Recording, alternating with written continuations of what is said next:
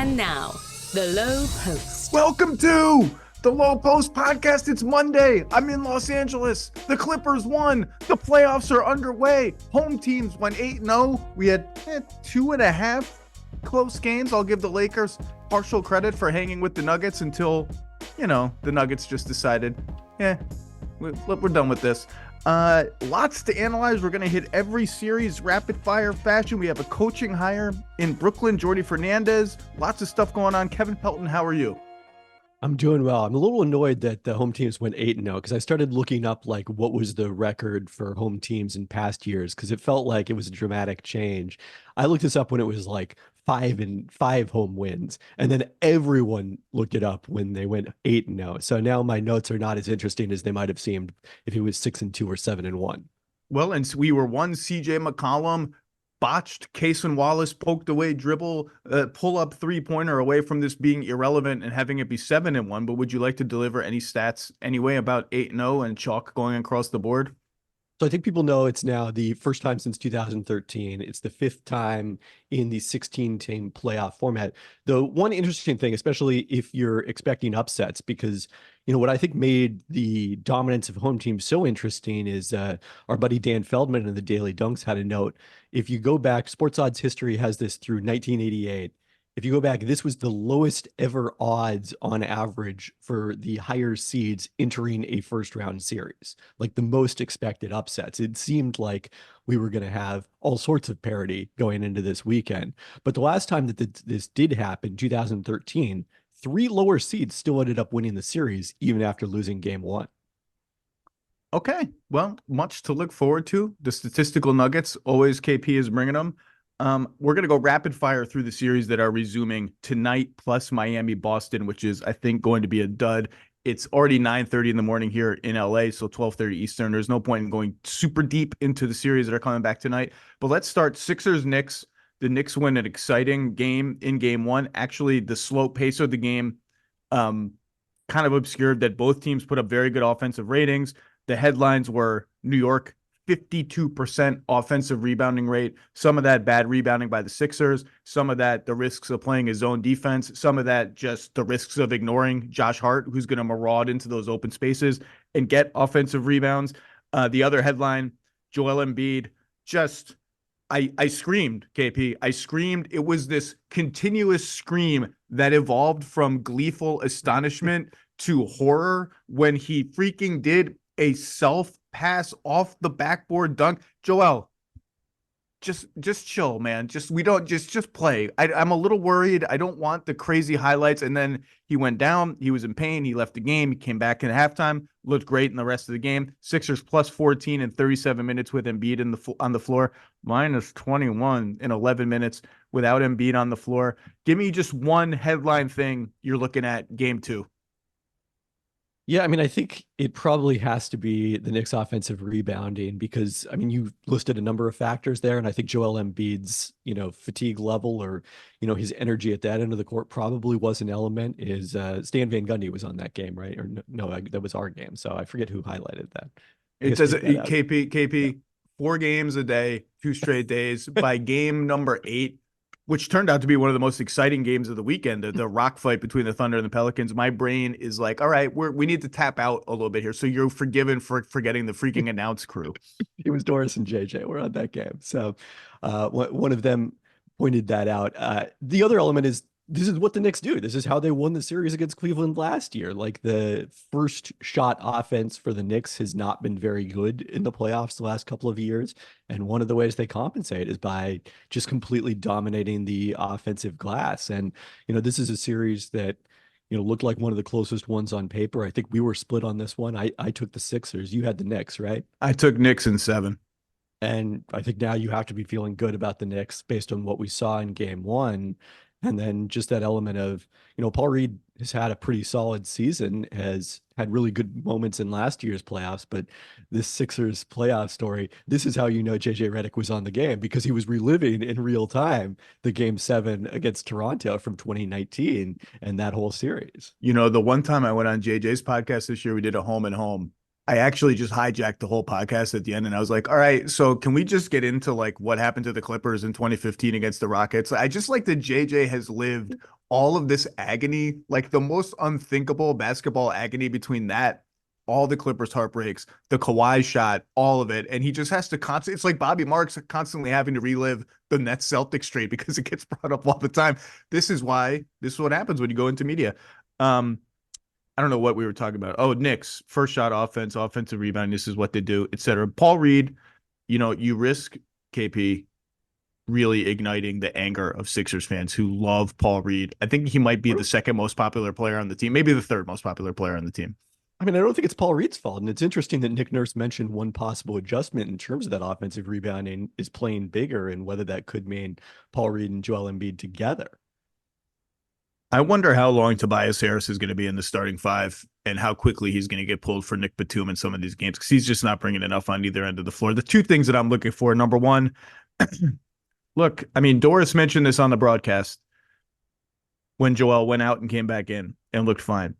She said that I guess she's talked to him or they've talked to him in media sessions, and he's mentioned how this is scary for him coming back from this surgery like this. And whenever he feels a little something, a little pain, a little tweak, a little something wrong in the landing, he gets worried, which is the most relatable human thing about Joel Embiid possible.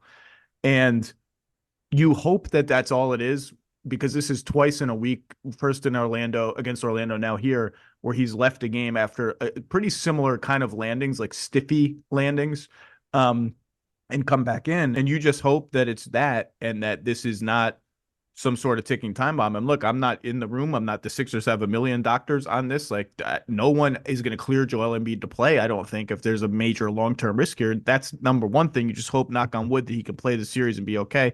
Number two, I'm looking at the Josh Hart minutes. 42 minutes in game one. Knicks were -5 in those minutes. Obviously, Josh Hart played out of his mind and made like 2 ridiculous threes down the stretch of the game against his own defense, including a pull-up three. More than worth the trade-off of the fact that the Sixers are completely ignoring him on the perimeter. And again, part of that is offensive rebounding. It does get much easier for the Knicks offensively, in particular for Jalen Brunson to isolate one-on-one, and he can get any matchup he wants. Like, he wants Tyrese Maxey, it just takes one screen, you got Tyrese Maxey. He wants Tobias Harris, it takes one screen, you get Tobias Harris. He can't really cook the way he likes to cook with Kyle Lowry just planted in the paint, or whoever planted in the paint, not guarding Josh Hart. And there was the only stretch Josh Hart rested really was the second quarter, and they got good shots almost every trip down the court, including one of the only pick and rolls where they like got the Sixers in the blender because their spacing was so good, and someone got a corner three that they missed. But again, Josh Hart is amazing. I am like Josh Hart super fan number one. I just think that's an interesting pivot point. Rapid fire series number 2 is there. They don't resume tonight, but the Heat are just drawing dead in this series against Boston. I don't even really know like what's interesting to say about it. I thought Boston played well. They took a lot of threes, but I thought they were good threes. They worked inside, then out. They picked at mismatches. They picked on Hero. Even against the zone, they were going into the middle of the zone and then out of it for threes. They fed Horford on mismatches. They fed KP on mismatches. I just don't see how Miami has any shot here with Butler out. And even if Rozier comes back and Duncan Robinson can get back to being Duncan Robinson, honestly, Kevin, the only interesting thing about this series is if Butler's out for the whole playoffs, and if this series is short, he's going to be. Like, he's getting toward his mid-30s. He's extension eligible in the offseason. He has a player option for 25, 26. This is one of the last teams in the league that could have afforded kind of like a lost playoff opportunity, because the timeline on the Butler Heat is ticking toward the end, and those extension talks, which can come this summer, Bobby Marks has written about this, those could get spicy. And like, it's just such a bummer that, the Heat, is there anything interesting here? I mean, the Celtics, I picked the Celtics in 4. I just don't know how the Heat win a game other than just voodoo Eric Spoelstra stuff. Yeah, I mean, on the extension front, I think it depends how serious is Jimmy Butler about this, and what is his recourse if Miami isn't willing to do an extension this summer, because obviously we've seen this movie once in Minnesota several years ago. Not a place, is thrilled, not a place he had gone to the finals. General Soreness made an appearance, and then there was a certain practice that occurred which inspired an entire Game of Zones episode full of blood and bloodletting. And inspired a classic Jeff Teague podcast. But I'm like, You can know, we make Jeff Teague a star? Does he have a regular podcast, or are there like regular episodes of it? Because every clip I see of Jeff Teague on a podcast, I'm like, this guy he's almost too funny for television. Like they can't even put him on television because he's so profane and funny. He's incredible. Jeff Teague, come on the Lowe Post podcast. You're incredible. open invitation to Jeff Tick. I think the interesting thing about this series is there's an element of Milwaukee against Miami in the first round in 2021, where even if the Heat are no longer the Heat, still the test and the preparation for it, I think strengthens the Celtics, even though they didn't know that this was going to be the matchup until Friday night. And that is, I think, part of what happened in game one is, New Orleans against OKC, which we'll talk about later. They had 48 hours to turn around from their play and win to playing game one of their series. Miami had the compacted schedule of playing Friday night and then the very first game on Sunday morning, which wasn't doing them any favors on top of the Jimmy Butler injury. But even though they didn't know that matchup was locked in until Friday, it seems like Boston probably spent all week working on their zone offense. And I think there was like 3 possessions at the end of the first quarter. It was like, uh-oh, maybe this is going to be a slog a little bit again. And then Sam Hauser started making threes. And from there, Miami did not really have any answers with that zone. Yeah, it's a bummer because, watching the Heat manufacture wins, grind out wins is one of the annual joys of the NBA postseason. And I just don't see how it can happen here against a team that's just loaded and came out firing on all cylinders as I thought they would. Last note on the Heat, even without Caleb Martin, who has a 7-point-something million player option for next season that he should probably decline to get a better deal, the Heat are already over the tax next year. Like, and with Caleb Martin, they might be over the first apron, which, again, like this is why the Butler extension talks loom as interesting. Okay. Series number 3, resuming tonight, the uber predictable NBA TV special, the Cleveland Cavaliers against the Orlando Magic. An unwatchable offensive slog, particularly for the Magic in game one. The Magic put up an offensive rating in this game, KP, of 86.5 points per 100 possessions. The Cavaliers did not really bother to guard anybody. They went under screens against everybody, including Paolo Banchero and Franz Wagner. Franz Wagner couldn't really get going. The Magic played these bench units with 2 centers, Mo Wagner and Wendell Carter Jr., both of whom can shoot. Like they're not bad shooters. And Markelle Fultz, and just not enough juice in those groups, not enough juice on the bench mobs, the full 5-man bench mobs, which should not happen anymore. Cavs +1 in 23 minutes with Allen and Mobley together, won the other minutes with 1 big, only much more dramatically, although they really only played 7 guys in this game. Sam Merrill didn't really play in this at all after he didn't play at all after halftime. I don't know. I mean, the only interesting thing is like Orlando's got to find a pathway to points that's not Cleveland turning the ball over, and Cleveland gave them some gifts in the first game. And this was the worry about Orlando for the whole season. Like this team has not been a good offensive team in 12 years. They've been a bottom 10 offensive team every single one of those years, including this year. Their guards just don't bring enough to the table. Cole Anthony kind of has had a weirdly not great last half of the season, and it was, I thought, awful in game one. He took 2 shots where I think on both of them, Paolo Banchero was at the nail with Darius Garland on him, and Cole Anthony was like, "No, it's my time. It's my time to shine." And Jamal Mosley was like, "Yeah, now it's your time to come to the bench." They just need to find points. Maybe it's hunting Garland. Paolo Banchero has got to win that matchup against George Niang, which I was actually surprised the Cavs guarded him with George Niang in those minutes and not with their centers. And they just have to get more juice. Like the Cavs are just clogging the paint, and they got no answers. No one's cutting, no flare screens, no nothing. Anything here? I mean, I picked the Cavs to win this series. I thought it would be a long series. Game one did not portend a long series. Yeah, and that's a case where it can be misleading. And I think this series will probably change shape. One of the things that could happen is if Orlando starts playing more offensive lineups to compensate for the fact that you go look at the box score and cleaning the glass, they were 0th percentile on overall points per possession, 0th percentile on effective field goal percentage, 0th percentile on half court points per chance. So does that mean Banchero at center potentially has to be, even though they have like a million centers on their team who are all better than their guards? I mean, I don't know what their offensive lineups even are. That's the fair question. Yeah. And Jonathan Isaac is so good that I don't know that I necessarily want to cut his minutes dramatically.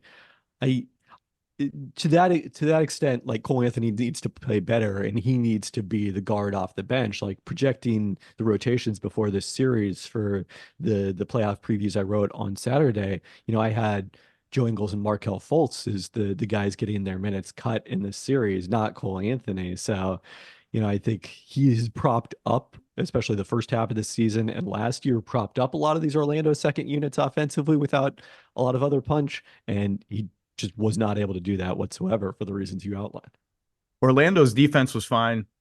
They have interesting dilemmas like when do we switch, when do we not switch, particularly when Isaac is on the floor. They actually had an easier time switching when the Cavs had both Mobley and Allen on the floor because they could kind of scram out of it a little more easily. When there was more shooting, they had more trouble switching. Their defense is going to be there every game. This is an awesome defensive team. That's great. That's a foundation for something going forward. They clearly have found something with these two forwards in this defense. This is a team that, if this is a short series, and I'm not ready to say that yet because they're tough as hell, and we've seen Cleveland kind of wobble a little bit at times in the past playoffs, although Donovan Mitchell, I felt looked good. Just bookmark it. This is a short series for the Magic, and their offense is just completely out of its depth. I think that's got to nudge them to be a little bit more aggressive in the offseason to find some perimeter shot creation that's better than they have, and they can't just sit on their laurels and say, well, we've got these two forwards. We don't want to take the ball out of their hands. Like, that's a perfect is the enemy of good kind of analysis of your roster. But if they come back and make this competitive, who knows? Okay, next, quick hitter. Also resuming tonight, Lakers Nuggets. Headliner first round series, defending champs against the most popular team in the world. Another slow paced game, another Denver offensive onslaught. Didn't feel like it, but 121 points per 100 possessions.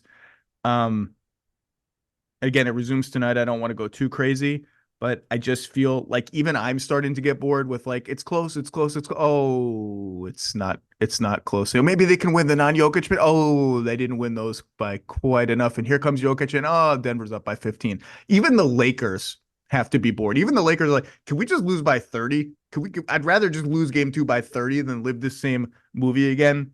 And I guess for things to watch in game 2 quickly, not Emmanuel quickly, just quickly. He would help the Lakers.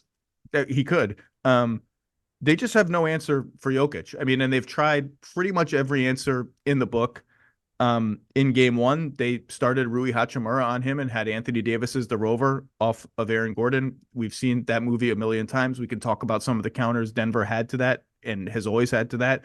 And then when Rui went out of the game and Taurean Prince slid in and it was a smaller lineup, they put Anthony Davis on Nikola Jokic. And although he held up pretty well on his own defensively against Jokic, when they pivoted into the Murray-Jokic pick and roll, you felt like, oh, wow, there's nothing behind Anthony Davis. And certainly Jamal Murray felt that.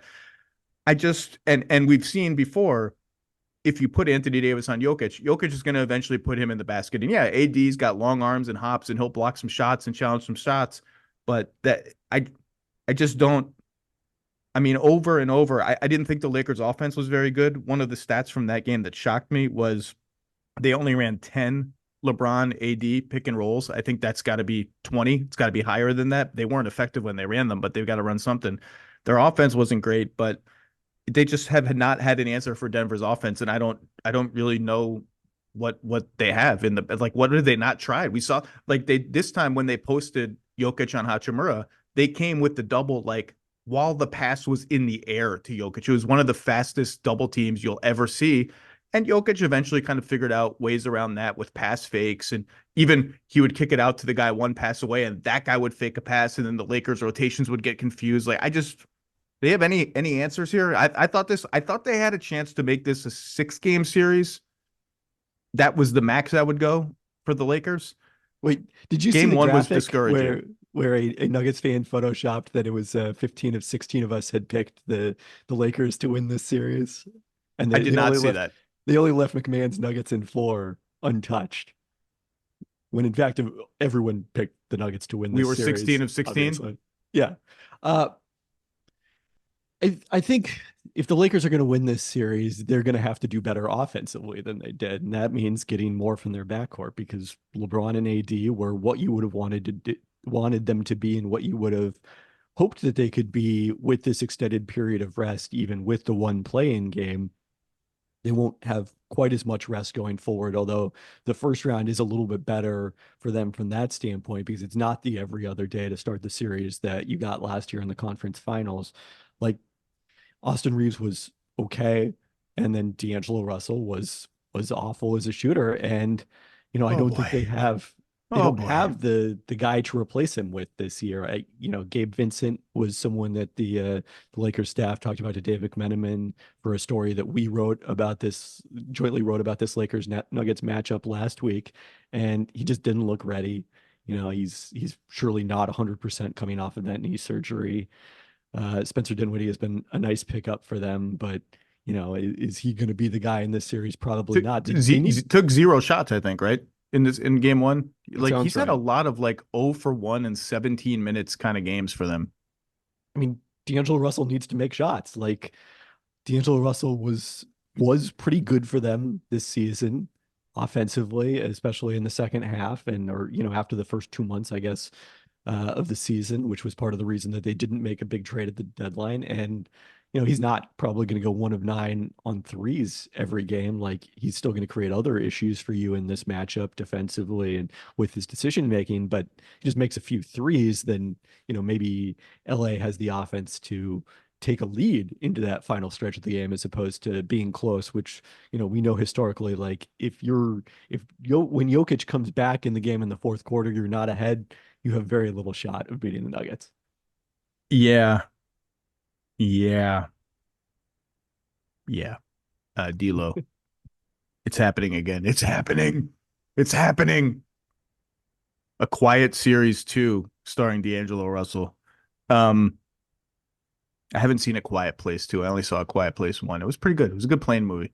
John Krasinski, just what an unlikely career arc for John Yeah. Krasinski. I would read a profile of like, how did this happen? He was the dude on The Office, and now he's like blockbuster director guy. Pretty cool. Married to Emily Blunt too. That's not a bad outcome for him. I assume this is how people of a certain age felt about Ron Howard. True, fair. Lakers. You got to give Denver credit defensively. They've become a good defensive team. I think they were 9th this season, and you could see the Lakers trying to run the LeBron Reeves pick and roll to target Murray, and they couldn't really get too much out of it. Like Jamal Murray, first of all, held up on switches pretty well. He's strong and tough and an underrated defender. And second of all, when he hedges, like their rotations behind that are really good and they're really big, and they just kind of recovered out of it before the Lakers get anything going. On those LeBron AD pick and rolls, you can tell the Lakers are trying to script it so that the low man, the help man on Anthony Davis is either Jamal Murray or KCP, a smaller guy that he could just catch and finish over. And the Nuggets are still making that hard for them. They just got to find ways to do that, and D'Lo's got to make shots. I just want to highlight a couple of things. When they shifted Anthony Davis onto Jokic, the Nuggets just start spamming you with the Murray Jokic pick and rolls. And there are 2 plays from, I think one's in the third quarter, one's in the fourth quarter. They're both in the fourth quarter. One's about 7 minutes left. To Murray Jokic, empty side pick and rolls. There's no help on the weak side. There's no weak side help defender. Murray drives, Jokic rolls.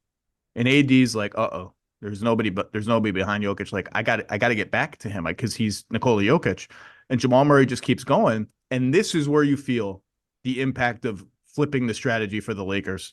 Jamal Murray just keeps going. He's like, oh, Taurean Prince is the last line of defense now? Like, that's cool. Here's a layup. 3 minutes later, same play, same action, same response by AD. And LeBron's like, all right, I got to come help Taurean Prince. Like, this is an emergency. Jamal Murray's going to get a layup. He flies in off Michael Porter Jr. And actually, I think one of the things the Lakers need to do is hunt Michael Porter Jr. a little bit more on defense, although he's improved. Flies in off Michael Porter Jr. Jamal Murray sees it, kick out, Michael Porter Jr. 3, good night, game over. And the last thing I'll say on Denver, and then we can move on. Well, 2 more things. Number 1, 34% offensive rebounding rate for the Nuggets. That's a quiet penalty for putting Hachimura on Jokic, is he's going to get offensive rebounds. Number 2, I'm beginning to think Jokic's floater is the most important shot in the NBA. Like the most important championship swinging shot in the NBA. Because when push comes to shove, if all else fails, whatever scheme you have, they can run a Murray Jokic pick and roll. And that's the shot that you're supposed to give up, like a mid-range, 12-foot leaning, whatever. 39% of Jokic's shots this year were floater range. That's like 99th percentile. Zeroth is the zeroth, by the way, not a word. I think you just made that word up talking about the Magic offense before. The zeroth percentile. You know what Jokic shot on floaters this year? Take a guess. Don't look. 58%? 62%. It is the third straight season he's been above 60% on floaters.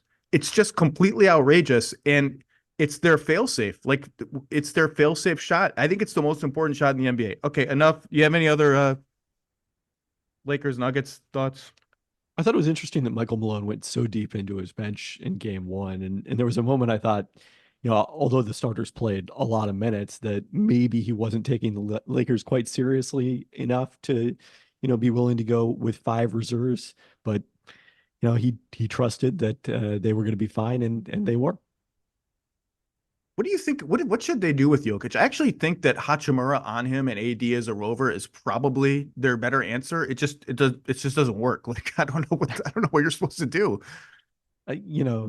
Sometimes there is no right answer. I mean, they do just feel really small, even though you've got LeBron and AD out there, when you've got Prince instead of Hachimura, as they did in the fourth quarter. Like the very first play of the game, very first Denver play of the game. Murray Jokic pick and roll, high pick and roll in the middle.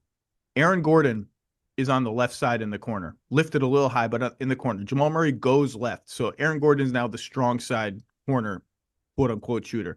Jokic rolls down the right side of the lane, opposite Gordon. So Anthony Davis has to cover like 20 feet of space just to get into Jokic's general area. Can't do it. Like, Denver was prepared for that from the start. They have a million different counters, moving Gordon around, using him as a screener, as a ball handler. I don't know what the hell you're supposed to do. Okay, next series. Now we're going to go in order of, I don't know if fun is the right word, but number 1, Minnesota Phoenix. An emphatic Timberwolves win in game 1. They go the double big lineups, particularly with Naz Reid, Rudy Gobert, Naz Reid, plus 18 and 13 minutes, Cat and Gobert -3 and 19 minutes, but that's actually fine because the Suns had played those lineups out of the water in going 3-0 in the regular season. I thought a super discouraging loss for the Suns. They got destroyed on the glass, and they're going to get destroyed on the glass. What they can't do is give the extra ones where, like, oh, Bradley Beal just doesn't box out Jaden McDaniels in the corner, and here he comes for a putback or a kick out 3 to Mike Conley. They can't give those away. Their offense was just kind of eh. Interesting that the Wolves put Towns on Durant, which is not something they had done that much in the regular season. I don't think Towns can guard Durant, but I also don't think that it really mattered in game 1. And obviously Anthony Edwards just went nuclear in Kevin Durant's face, in everybody's face, shouting in everybody's face, went totally nuclear in the third quarter as they pulled away. Phoenix only shot 28 threes, 9 of 28 from 3. On an ongoing theme of game 1s, by the way, Phoenix won the shot quality battle. The shooting percentages say Phoenix had a higher shot quality profile, that they quote unquote should have been at least close if shots had gone in. Congrats, you don't get any credit for that. I don't really care all that much, although it is interesting. That's a theme in some other series, like Mavs Clippers is like that as well. What are you looking for in game 2? Obviously, it need not even be said that the stakes here are massive for both teams, with the Wolves staring at a financial cliff after the season, and the Suns having gone all in to form this team that is now down 0-1 after losing in the second round last year. I think this was the single series that gave me the biggest stomach ache to pick. I mean, there was certainly a lot of variables in other series, Giannis's health, Kawhi's health, in making those picks, but like, whichever team I picked here, if the other team won game 1, I was going to feel like an idiot for not taking them, because there's reasons to believe in both of these teams. Ding. That's me today. Yeah, and for Minnesota to have won a blowout basically is tremendously shocking to me.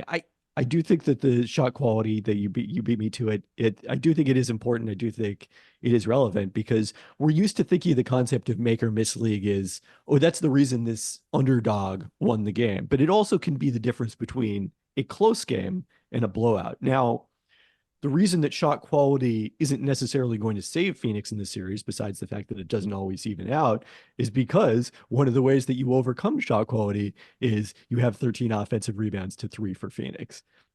The turnover game, the free throw differential was pretty even in this one, but that was where Minnesota made up a lot of ground. And if you layer that on top of shooting better from the field than Phoenix does, then you get a blowout. And Kevin Durant did have a terrific offensive game against Cat, where Minnesota won this game defensively was against Devin Booker going 5 of 16. He basically had the game in game 1 that Ant Edwards had against Phoenix in all 3 of the regular season matchups, which is another theme of this weekend is Phoenix won the season series 3-0, had won on Sunday.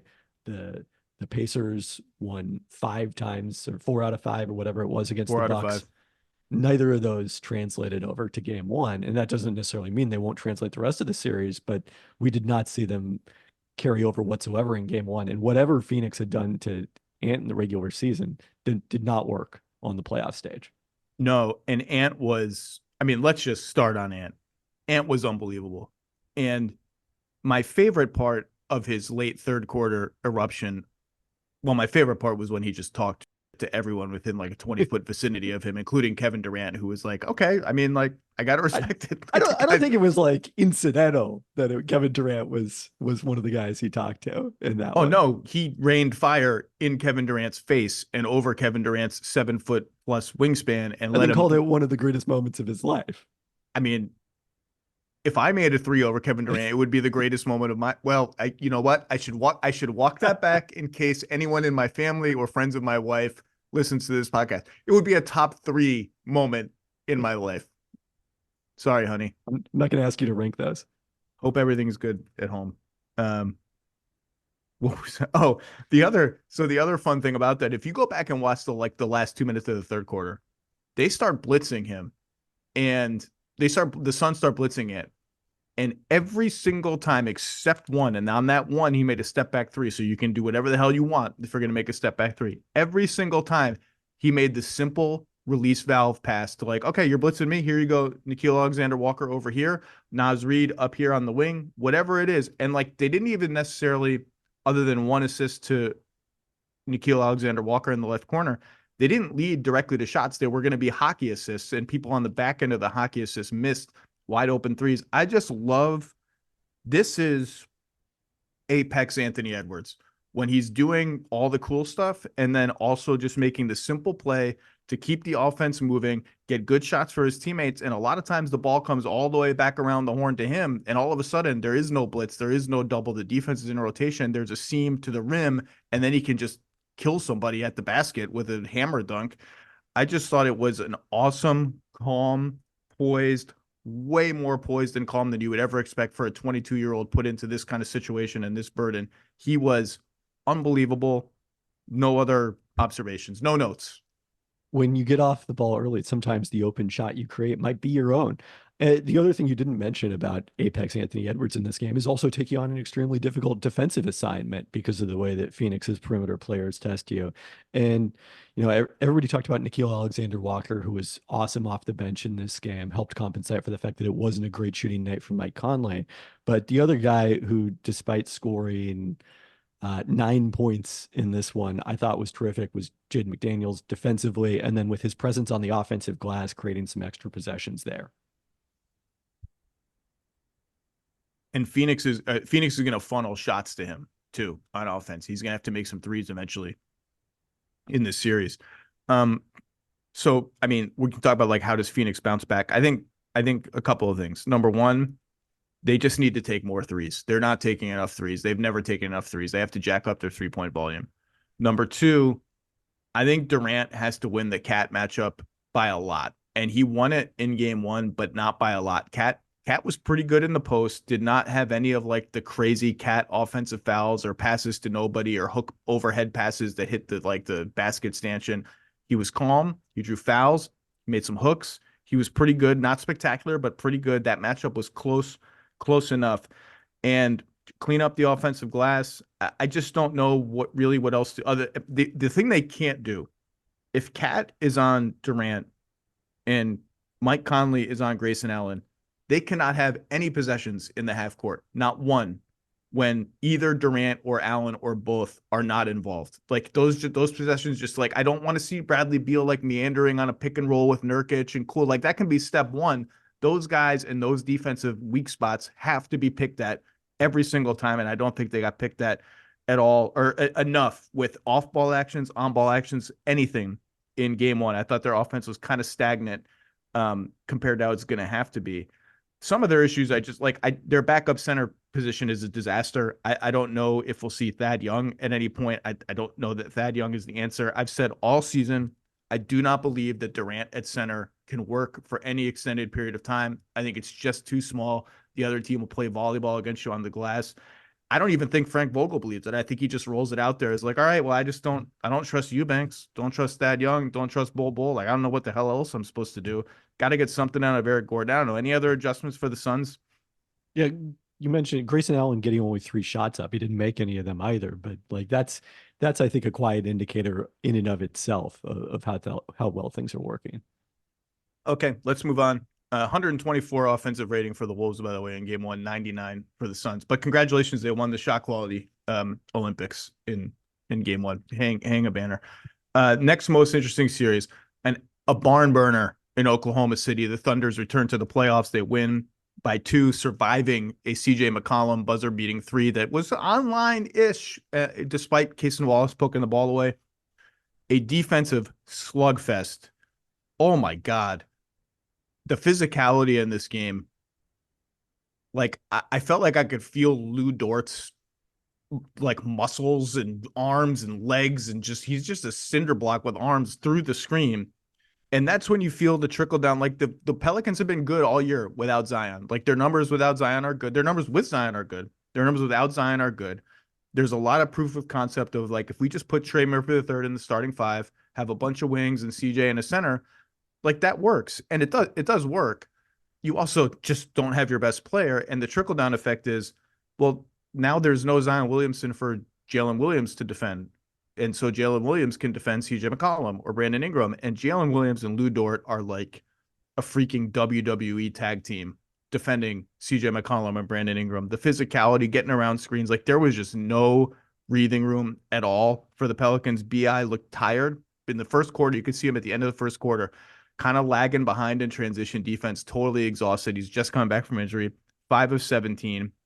I think there are some interesting adjustments for both teams to potentially make, but I found it, I'm pro whatever physicality is now being allowed all of a sudden in the last 3 months of the season. I found this game like absolutely riveting, a really good test for the Thunder in their first game, a really good test for SGA too, who had a hard time with Herb Jones, as everybody does. And they responded and they found a way. Not a gut punch for the Pelicans. I don't think this is like, okay, now, well, they needed that one, they had to steal that one. I think this could be a competitive series. I picked the Thunder in 5. I don't know what your pick was, but I don't feel any better or worse about that after game 1. I would have felt terrible about it had the Pelicans snuck it out, and they almost did.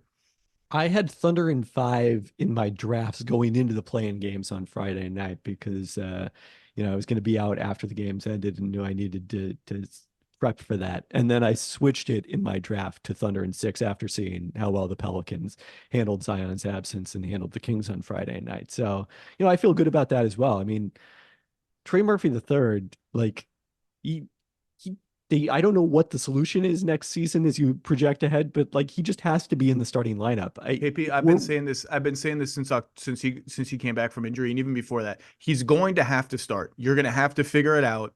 Like, I don't know who gets traded, who comes off the bench, whatever happens. Like, there's just no world in which Trey Murphy and Herb Jones are not starting on the wing next year. 0. They both have to start. If we're ranking their players, Trey Murphy III is no lower than 3rd, and he's in the top 3, and he might not be 3rd. I guess let's put it that way. Woo! KP bringing a little anti-Brandon Ingram spice right now. It was quietly a little spicy, but he made so many winning plays in this game, and unfortunately wasn't rewarded with the win ultimately. Also made baskets, which are winning plays. Those are winning plays. Those are a little more obvious. The other thing that stood out to me about your first line is you mentioned, everything that Lou Dort and Jalen Williams did defensively in this game, and those guys were awesome. And they weren't the defender who made the biggest stop of the game, who's also awesome defensively and finished this game, is a rookie in Cason Wallace, who's on-ball defense. There's just something about the style of on-ball defense that he plays that sets him apart with the way he's able to use his hands and his strength and his quickness, and that showed up on the final play in a big way. And then it's like, oh, okay, well, they're off the floor. Oh no, here comes Aaron Wiggins, another guy who just like shot 50% from three this year and defends every position. To that point, I think New Orleans has to be a lot more predatory in where they direct their offense, because where they're directing it, if there's a Dort and Jalen Williams and Chet Holmgren, you're just not getting anywhere other than like, it's interesting that Oklahoma City is more or less willing to absorb the Jonas Valanciunas post-ups, and like they'll send help, and they did like the sneaky Spurs double team from the weak side baseline, sometimes sneaking behind there. But I think they're just betting like you can't win a playoff series that way in 2024. Like you can go ahead and post him 25 times. You can even have a 37% offensive rebounding rate. And obviously his offensive rebounding was a problem for the Thunder. You knew it was going to be. I do think it'll be interesting if we see the big Jalen Williams and Chet Holmgren tandem together at some point in the series because of it. But I think to contrast the Thunder with the Suns, I think the Thunder are like, if he's the only guy getting offensive rebounds, we're probably going to be good in the aggregate. We can't give up the extra ones that the Suns are giving up to the Wolves. And they were pretty good about that in the game. But like if Giddey's on the floor, and we'll talk about Giddey, like they just got to go at him. When Gordon Hayward's on the floor, they got to go at him. SGA is an incredible defender. It reminds me of Steph, where it's just like, I don't have any other, he's a much better defender than Steph has ever been, obviously, but like, I don't have any other good options to go to. Like, can I try to make him work defensively a little bit? Hayward, when he's in the game, you got to hunt him. He looks kind of slow. Isaiah Joe, who's developed into a nice, frisky defender. But again, like, what are my other choices? I just got to be a little bit more calculated. The other pivot point to me, and I wonder what you saw here, is the combination of Giddey and the Pelicans deciding, somewhat surprisingly to me, to put Jonas Valanciunas on Chet Holmgren instead of putting him on Josh Giddey, where a lot of teams have done the opposite and put their centers on Josh Giddey. I think that is more exploitable for the Thunder than they managed in game one. And I also think it's a very obvious adjustment for the Pelicans to make, and they may not want to make it because they want Giddey on the floor. Like I can see them being like, we're not going to make that adjustment because we want Josh Giddey on the floor to not to go at defensively, to not guard offensively, whatever. That's exactly what I was thinking as you were saying it, because look, if they bring Cason Wallace out there who is better defensively and a better shooter, like, is that a win for us? Have we succeeded in that? They were, in the same way that the Thunder were willing to live with the Valanciunas post-ups one against Chet Holmgren, they were very willing to live with Chet Holmgren shooting above the break threes off the pick and pop. He shot 6 of them, made 2. On Valanciunas' offensive rebounding, I think there was a difference in the second half, even though he actually had more offensive rebounds officially. He had 5 in the second half, but 4 of them were off his own misses. And that's a situation where it's because of the fact that he's not finishing that's creating those opportunities. And that's what we can live with, rather than him cleaning up someone else's miss on the perimeter and turning that into a putback. Or a 3. Trey Murphy got a couple kick out threes, at least 1 or 2 of which he made on Jonas offensive. And the dude is just a beast. Like there's just like, he's just too strong for Chet Holmgren. That's just a reality. The Thunder have been living with that reality all season long. Bismack Biyombo, I forgot Bismack Biyombo was on the Thunder, by the way. Theoretically, to like maybe box out a guy like, I don't think we're going to see Bismack Biyombo maybe we will. Who knows? I don't know. I mean, they already went 11 guys deep in this game. Yeah, I was waiting for some Lindy Waters the third minutes. I didn't know who else was going to play. I've been just so disappointed with Hayward. I thought he would give them a little something. He just hasn't yet. On Valanciunas, on Holmgren, it was interesting, and I think Oklahoma City spent a lot of the game kind of figuring it out, that on the pick and pops, they were not having Valanciunas try to recover to Chet Holmgren. They were having Valanciunas drop and then sending somebody from the near corner to fly up and switch onto Chet Holmgren, and Valanciunas would have to find somebody else to guard. I call that the third rotator scheme. And I think that is exploitable for the Thunder if they see it again. And you saw hints of it. They only ran 5 SGA Chet Holmgren pick and rolls the entire game, according to Second Spectrum. 5. It's not enough. Like, that's a place to go right away, more in game 2. But what they did do was they ran a bunch of Jalen Williams, Chet Holmgren pick and pops and pick and rolls. And what they would do, what they figured out in the third quarter is they'd put Shai Gilgeous-Alexander in the left corner, in the position where the Pelicans were going to have his defender fly off of him and take Chet Holmgren. Well, that's Herb Jones Jr. And if Herb Jones Jr. is no longer on Shai Gilgeous-Alexander, somebody else is. And that somebody else is probably going to be a little easier pickings for SGA than freaking Herb Jones Jr. There was one possession in the third quarter, about 7.5 minutes left, where that defender was CJ McCollum, and SGA went to work, hit a long 2 over him. I think it's exploitable in that way. I think they can figure out, okay, well, where did Valanciunas go? Is he on a player that can attack him somewhere? I think they can get some flare screens, some cuts, just to confuse the Pelicans when they're in motion. I think there are some ways that they can pick at that and then really test New Orleans and say, are you willing to make that adjustment and put Valanciunas on Giddey, and then we can adjust off of that? Or do we see more Larry Nance minutes? And I thought the Thunder were not smart in figuring out how to attack the Pelicans with Nance. Obviously, they're going to switch a lot more with Larry Nance. And I thought they kind of force-fed Chet Holmgren in the post against wings and guards, where it's like, can SGA just like cook Larry? Not cook. Larry Nance is pretty good, but Shai Gilgeous-Alexander is an MVP finalist. Like, I thought their problem solving was not as quick as I thought, but that's that Giddey Holmgren thing is a really interesting chess match part of the series. Well, the other adjustment that Oklahoma City made at the end of the game was, well, we don't need Chet Holmgren to be the screener. We have, this unique ability where everybody on the rotation has been trained to serve as the screener, and that allows us to pick on CJ McCollum and try to set up that matchup for Shai, which, I think eventually was very profitable for them down the stretch. A couple other things I had in my notes. Call, by the way. They do need to go at CJ more. It's a good call. Yeah, kind of just the random screening. A couple other things I had in my notes.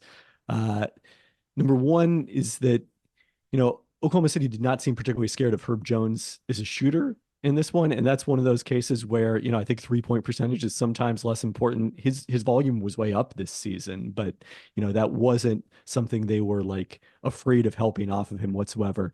And number two, in a game that ended up being a 1-possession game, I think this was the end of the second quarter. They sprung a trap on CJ McCollum in a last shot situation, and then New Orleans doesn't even end up getting up a shot. And that, a little play like that ends up making a huge difference. I believe it was the end of the third quarter. And this is just one of those small coaching things. Spo does this all the time. When you have the last shot, he will spring random traps on you just to try to rush you into shooting early so they get another shot at the basket. And on that case, I believe Gordon Hayward made his only impactful play of the whole game. He blocked a shot. They ran out and got a corner 3 from Joe or somebody in the left corner. It was a huge swing. It was like potentially a 5-point swing, or at least a 3-point swing. It's 3 points that they should not have got. They won by 2. We should talk about the last play, which I don't really know what the last play was supposed to be, other than they inbounded the ball to CJ McCollum. He dribbled around for a while. This is where the Euro coaches are a little different than my philosophy on this. They will play for the last shot, even when they're behind, because they don't want you to get the ball back. Maybe the math says that's right. You would know better than me. I just viscerally hate that. If I'm behind, I just have to freaking score. I have to score, and I have to let my defense take care. Because if I don't score, if I don't get a good shot up, like, what is the point of this? And obviously they wanted to get a good shot up, but I think there are like 16, 13, 14 seconds left, something like that. They inbound the ball. He dribbled around, CJ did, and it looked like he was about to go into whatever he was going to do, which, judging by the fact that no one else was moving, was just going to be going one-on-one with about 6.5 seconds left. You just have no margin for very little margin for like an offensive rebound, an extra pass, like some surprise from the defense. I would just like to go a little earlier, and then Casey Wallace poked the ball away, and then it's just a 5-alarm fire. They ended up with a good shot, but I don't know. I don't like when they wait too long. Yeah, I thought it was 10 seconds, but it was actually 14 when they advanced the ball. So yeah, I mean, I feel the same way. Who knows what was actually drawn up there, but it took too long to develop in practice. Um, this could be a fun series. But that defense, oh my God. Thunder defense is just there's just no weak spots to pick at, and they're incredibly good at covering space. Like they help without overhelping. They recover earlier on time. It's like they're like everywhere and nowhere at the same time. Like they're very hard to deal with. Okay, next. Clips Mavs. Now we get to two series where the governing theme, one of them was the new guard, the new guys, the new guards, the new guys that came in the offseason.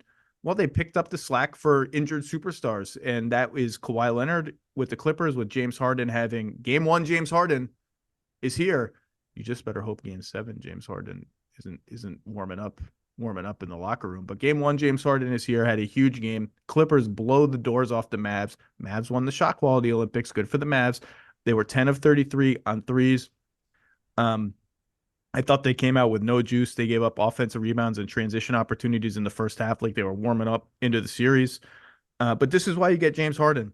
He had a great game. He relentlessly attacked Luka Doncic, as did Paul George, and reminded me a lot of Phoenix Dallas game 2 in the 2022 conference semifinals when Luka was embarrassed on defense and responded by playing much better on that end of the floor.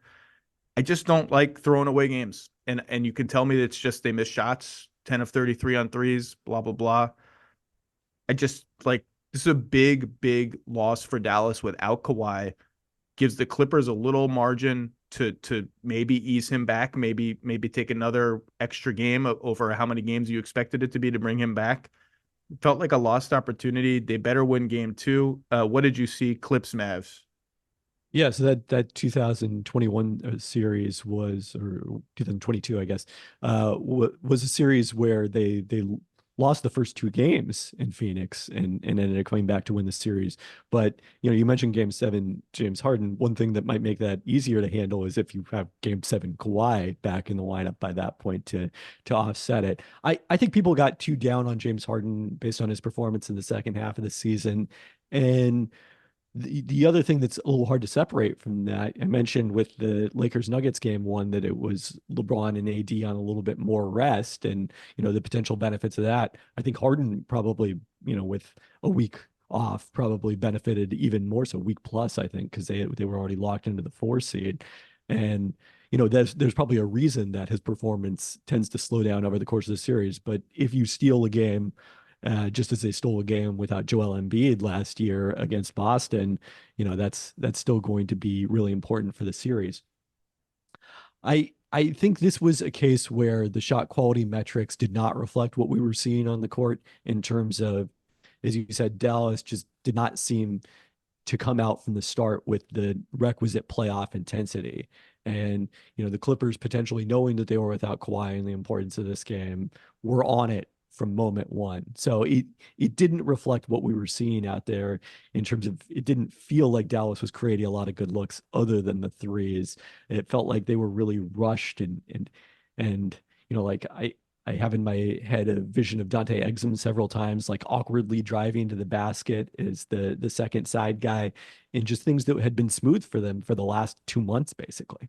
Yeah, I mean, look, I liked that they gave Josh Green a shot in the fourth quarter when it was out of hand, because I had in my notes, like, where is Josh Green? Like, why is he not getting any minutes here? Jaden Hardy is a step behind him, obviously, but defensively, particularly if Kawhi comes back in the series, they're going to need a lot of minutes, and they already play this way, but with 2 of PJ Washington, Derek Jones Jr., Dante Exum, and Josh Green on the floor, 2.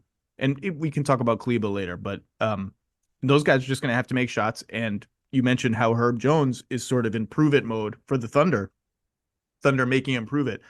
That's Dante Exum for the Mavs. Like the Clippers don't care what Dante Exum shot from 3 in the regular season, which was very robust, particularly from the corners. They're going to make him make shots, and they sure as hell don't care whatever Derek Jones Jr. shots. They're going to make him make shots. And that's the challenge, particularly when Kawhi. I mean, without Kawhi, obviously changes the whole series, but it changes the entire defensive equation for the Mavericks in a way that should have helped them way more than it did in game one, because they can hide both Luka and Kyrie on Terrence Mann and Amir Coffey, respectively. And yeah, the Clippers can see that and say, okay, Terrence Mann, you come screen for James Harden. And they did that when Luka was on him or Kyrie was on him, but it just makes it a lot easier to do. What do you think? And I say this because Ty Lue, who's always 4 steps ahead, I did not have force feeding of Ivica Zubac on my bingo card of things to look at in game one, and God damn it, it worked. Zoo had a monster game, totally overpowered Daniel Gafford, got him in foul trouble right away. By the way, Daniel Gafford committed his second foul after Dallas let Terrence Mann leak out in transition, and someone just had to hit him to prevent him from scoring. That was Daniel Gafford. Whoopsie. Never got really back into the game after that, turned his ankle. I asked this around Zubac's framing. I do think Dallas seems a little undecided over what their best use of Kleba is. They play him at the 4 quite a lot with one of Lively and Gafford. It seems like Jason Kidd has like a comfort zone with Kleba at the 5 and neither Gafford nor Lively on the floor. And the numbers, like those lineups were good in the regular season, like plus 11 per 100 possessions. Those are the lineups that drove them to the conference finals against Golden State in 2022. It seems like they've designed their team to minimize those lineups. They have 2 good rim protecting centers. Kleba is a different kind of defender. What do you think of that balance for the Mavs? Yeah, it kind of surprised me because Ryan Roca mentioned on the broadcast how good the numbers were with Kleba at 5 next to Washington. And I guess I hadn't realized that because it seemed like the biggest adjustment that they made going into this stretch was playing a lot bigger, going to Gafford for heavy minutes as a starter. Obviously, Lively was out for a period of this time injured, and I think that's where a lot of those Kleba at 5 minutes were coming. And you talked about a few weeks ago about kind of the robustness of the improvements that they made defensively after the All-Star break, that it wasn't really about shooting, that it was mostly about, or 3-point shooting, it was mostly about how well that they were taking away shots at the rim with Gafford and Lively, often giving them 48 minutes of legit rim protection there. Maybe in this series that doesn't matter as much because that's not what the Clippers want to do anyway. And that could be one reason that Kleba is a more sensible option. The other thing I think at this point is, like, if you go back to the 2021 series, I think that was the right year. They all run together at this point. That's the second one. That's Clippers Mavs 2.0. Like Clippers going small obviously was in their favor. That ended up being the series that beat Utah in the second round because they were just so deep in terms of perimeter players. With Kawhi out to start this series, I think actually, that balance may tilt a little more into the Mavericks direction, where if they can get Zubac and his rim protection off the court, it works in their favor. And that to me stood out as one of the big differences in this game is compared to the 2021 series. That year they set 67 on-ball picks per 100 possessions according to Second Spectrum tracking, with Zubac as the defender, and averaged 1.3 points per chance, which is, like flames start to come out of your computer when you see that number, as you like to say. On Sunday, it was 51 per 100, and they produced 1.07 points per chance, which you can easily live with if you're the Clippers. That's interesting on a lot of fronts.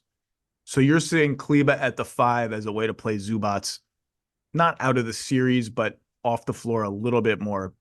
And it is interesting without Kawhi, the Clippers are really small. I mean, they're essentially playing 4 guards for almost the entirety of the game. They're very, very small. And they because the Covington Batum pieces are gone, the guys that are tweener forwards, they don't really have them anymore. PJ Tucker's not in the rotation. I'm glad you looked up the stats because I had all over my notes watching the game. Not enough pick and roll, not enough pick and roll, not enough pick and roll. And I actually looked it up today. Luka ran 41 pick and rolls as the ball handler. That's about average for him in terms of volume. They took the Mavs were out of rhythm. And I don't know why the Mavs were out of rhythm, but one thing that was interesting was, obviously you watch how are they going to defend Luka pick and rolls.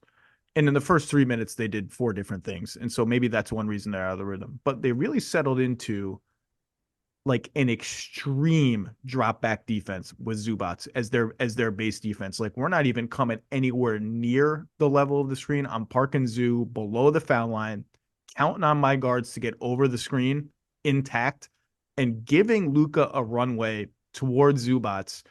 And it seemed to kind of like catch Luka a little bit by surprise, even though I went back and watched, like the Clippers have done that to him before.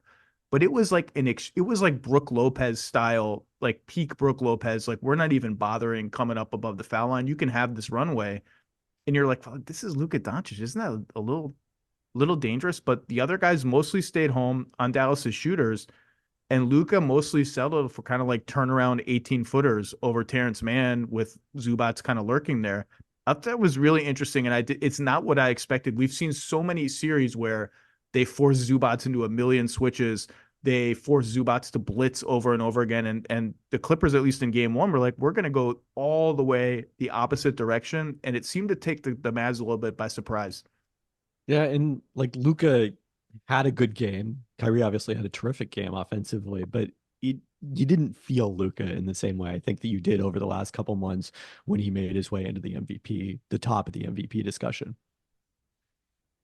And there are ways to counter that extreme drop back strategy. And I thought Luka kind of got a little better in the second half of the game. Just saying, all right, if you're going to give me this space, I'm going to take it. I'm going to get deep enough into the paint where I'm in floater range, or you're going to send people, you're going to have to send helpers because now I've created a crisis, and created a couple corner threes out of that for his teammates. I don't know if it was Gafford or Live, but maybe it was Kleba actually set the kind of Marcin Gortat second screen under the rim. Like if you're just going to lurk down here, I'm going to hit you with the second screen and Luka's going to be able to get to the rim. Part of it is like, if they're going to play that way, then the screen just has to be better. Like you just got to hit Terrence Mann so Luka can get downhill. But here's the thing about the playoffs. The Mavericks saw that. They might be inclined to prepare for it. They might prepare for it, and Ty Lue just may not do it at all. In game two, he may totally pivot to another gambit. I also thought you can post Luka up more. They were sending hard doubles at him in the post. That was another thing. But this is going to be a really, when you have Ty Lue and you have Luka Doncic, it's going to be an interesting chess match all the way through.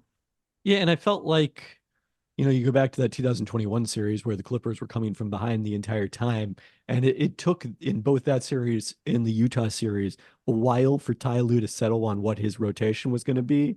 And, maybe it's because they just don't have as many options this time around. They're not as deep, especially without Kawhi. But, I thought that we might see Daniel Tice. We didn't see him at all. He was like a very settled 8-man rotation in this one.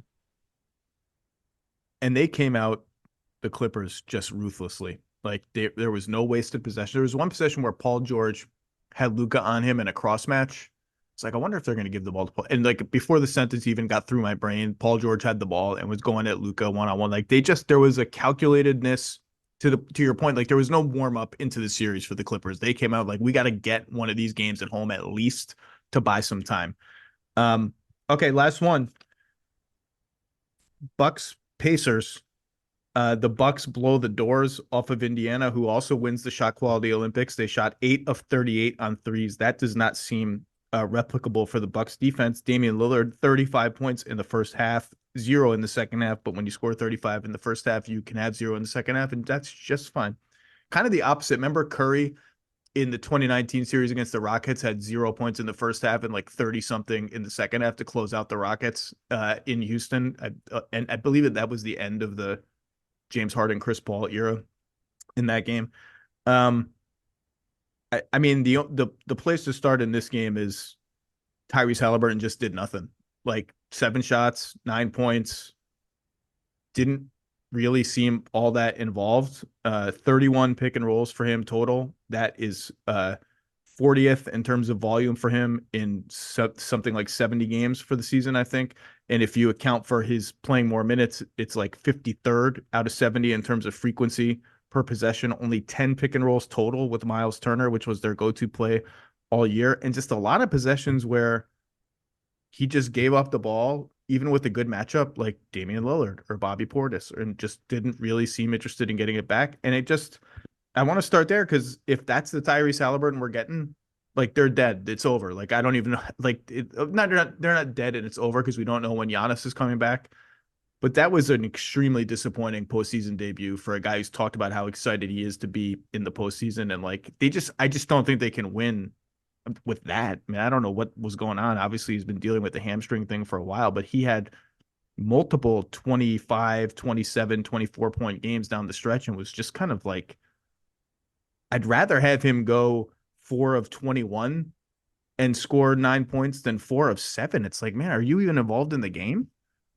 I mean, I don't know that I necessarily want him to have 21 shot attempts, but it's just sort of kind of the combined assists and shot attempts, and 15 is not even remotely what you want. And yeah, it's interesting because I've mentioned before the time off helping a number of older players, and maybe we can put Damian Lillard in that group in the first half as well. And you hoped that it would benefit Halliburton coming off that injury, and it did not in game one. And it was probably even more extreme in terms of his usage, because his usage wasn't down that much in the second half of the season compared to the first half. The biggest change was just that he wasn't making threes after shooting those at a 40% clip, the first couple of months, is he had the previous couple of seasons.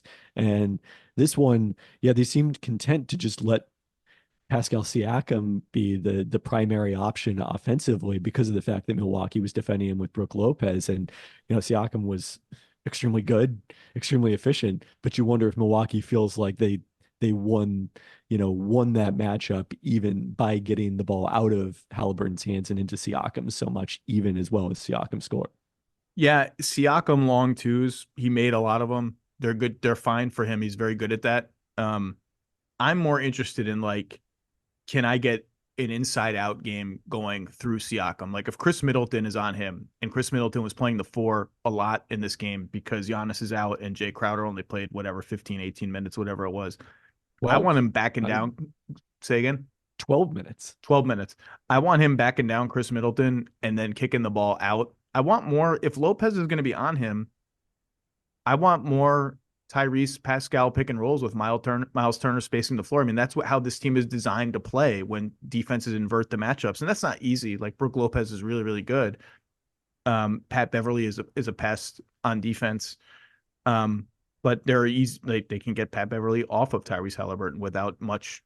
Like I'd like to see Tyrese Halliburton, Andrew Nebhart 2-man game to try and get Dame involved in the action, kind of go at him a little bit. They just didn't play well. Their defense was bad, just missing cutters, just missed rotations, confused rotations, just a bad playoff debut. What else did you notice of interest going forward from this game? It's kind of a dud. It wasn't a dud because Dame went off, which is always fun.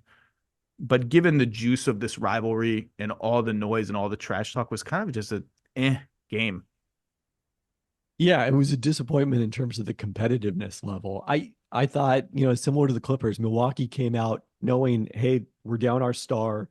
We need to give him as much time as possible. And they were locked in from the start. And I thought, the adjustment to have Patrick Beverly in the starting lineup late in the regular season paid off in this one. You knew that they were going to need him to defend Halliburton because, none of their former starting lineup was up to that task.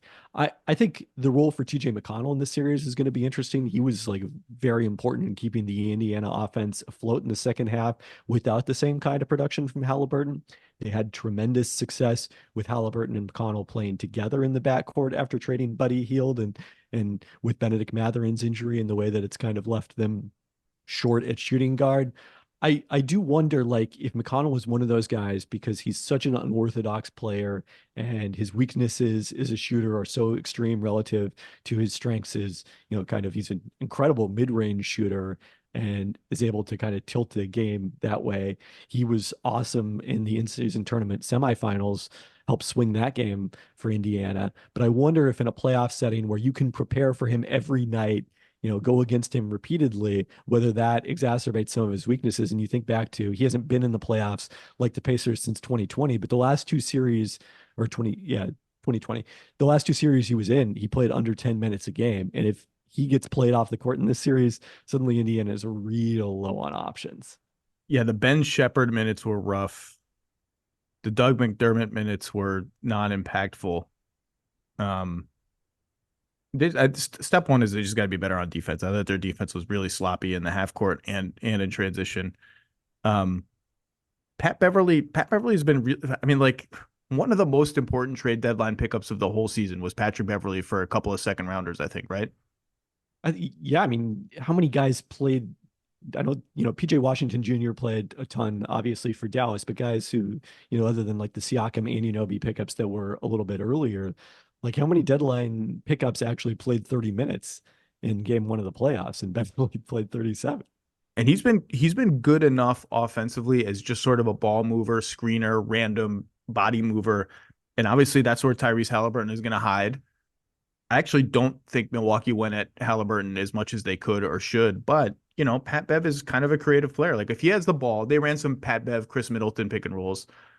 Indiana probably should just go under everything on Beverly. They didn't on those plays, but Pat Bev is smart. Like they ran one, I don't know if it was a Pat Bev Lopez pick and roll that didn't go anywhere, and Pat Bev just kept the dribble, pitched it to Chris Middleton, and then set a random screen for Middleton, where all of a sudden Pat Beverly's the screener, not the ball handler. Can't go under on Chris Middleton, and Tyrese is in the action, switches on to Middleton, and Middleton cooks him for a long two. Chris Middleton looks good, by the way. That's a nice feather in the Bucks cap. The Pacers should go at him a little more defensively too, but they just got to get out and running, get some stops. They just did not play very well, and maybe it was like a playoff debut kind of nervousness or whatever, but they did not look like this sort of rollicking team that they were in the regular season. Yeah, there was no juice, I would say. And I do think this was a weekend that reminded us of the importance of playoff experience. Oklahoma City, despite a rather flat game one effort, or maybe some nerves at the start of it, did end up winning. But Orlando, Indiana, both those teams are going to shoot somewhat better than they did, Indiana in particular. But the teams that had limited playoff experience very much looked at. Well, everyone gets another shot in game two. Always be wary of overreacting to game one. All of these teams will shoot better and play better. And you have written about this before, but usually I think it's with home teams, right? Don't you have a whole like home teams who lose game one have some insane record in game two? Yeah, it was like 16 or 17 in a row, I think, before Miami won game two at Boston in last year's conference finals to take that en route to their 3-0 lead in that series. So there definitely is a motivation effect in the playoffs. It's not as strong a benefit as you were saying for when the lower seed is down 1-0 on the road going into game two, as it is when the home team loses game one. But the other thing, to go back to the storyline at the top about all these home teams winning, they collectively shot 39% on threes this weekend. The road team shot 28%. During the regular season, there was a very small advantage for the higher seeds. They shot 38%, but the lower seeds shot 37%. So they were way below what you would expect, and that will even out. And the other thing that my research has found in the past is that shot quality in game one is pretty predictive of what's going to happen the rest of the series, much more so than the shot making in game one. Interesting. Bodes well for some of the teams that lost.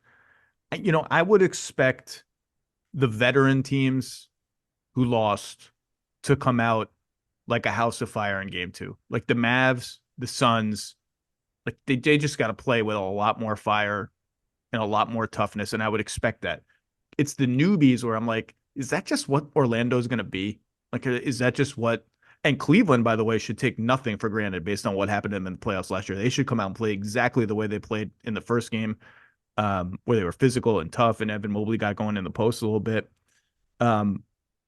Those are the teams like, all right, we'll see. We'll see what Orlando and Indiana do. But the veteran teams, like, I expect them to come out like, all right, this is must win. We got to go all out, total urgency that we did not see much of in the first game. Yeah, I'm surprised. Minnesota is, I think, a bigger favorite in game two. They're 3.5-point favorites at ESPN bet than they were in game one. And I do think we saw that people kind of overcorrected a little bit to the 3-0 head-to-head and, Phoenix's talent going into the series. I did ultimately pick Minnesota because they were the better team over the course of the season, and even matched Phoenix record-wise over the last 25 games when that was supposedly the Suns coming together and the Timberwolves being without Cap. But I still think that's going to be an extremely close, terrific series, and I like Phoenix's chances of, evening it up or at least being more competitive in game two. Well, tonight Orlando gets a shot in game two. Wonder what their adjustments are going to be. The Lakers, at some point, you either got to win a game or we just got to throw in the towel on this matchup between the Lakers and the Nuggets, but maybe that's tonight in Mile High City. And Sixers Knicks, we should have mentioned earlier, Tyrese Maxey is questionable with an illness. That would be a tough road to hoe for Joel Embiid without Tyrese Maxey. So hopefully he can give it a go. Kevin Pelton, what else you working on? I haven't checked the site today. I've been grinding all day, watching tape and rewatching games and taking notes. Have you anything up today from the weekend? Not today, but I'm actually ready about the Clippers Mavs series for Tuesday, and specifically the idea that, record in the second half of the season often hasn't been predictive in the playoffs, and Dallas was so dominant for a stretch of a month plus, going 16-1 and then 0-1 to start the playoffs. So the Clippers were struggling in the second half. So it's an interesting matchup from that standpoint. It's funny you mentioned that, because you said before how perhaps there was too much read into James Harden's sort of limping toward the finish line of the regular season. This was one of the harder series to parse for me, because of it's just so strange to have a team be so dominant in like a middle portion of the season and so the rest of the way, and in ways that made you worry, like James Harden not looking like much of a scorer for 20 straight games. Like, is that just now, is he getting tired? Is that just endemic to what this team is? And then the other team looks totally unremarkable for the first, whatever of the season, and then looks unbelievable for the last 20 games of the season. It was hard to parse. I ended up picking the Mavs in 7 just because of the Kawhi variable, and obviously that looks foolish after game 1. If had Kawhi, I said in the previous episode, if I knew Kawhi, I'd pick the Clippers. If I knew Kawhi was playing, I'd pick the Clippers. But I hope that ends up being a good series as well. But it's interesting that you mentioned that. Now that's a good primer for Tuesday's piece. Kevin Pelton, always producing awesome stuff. Thank you for your time. And 3 more games tonight. Buckle up. Long way to go to crown the 2024 NBA champion. Kevin Pelton, everybody. Thank you, sir. Thanks for having me.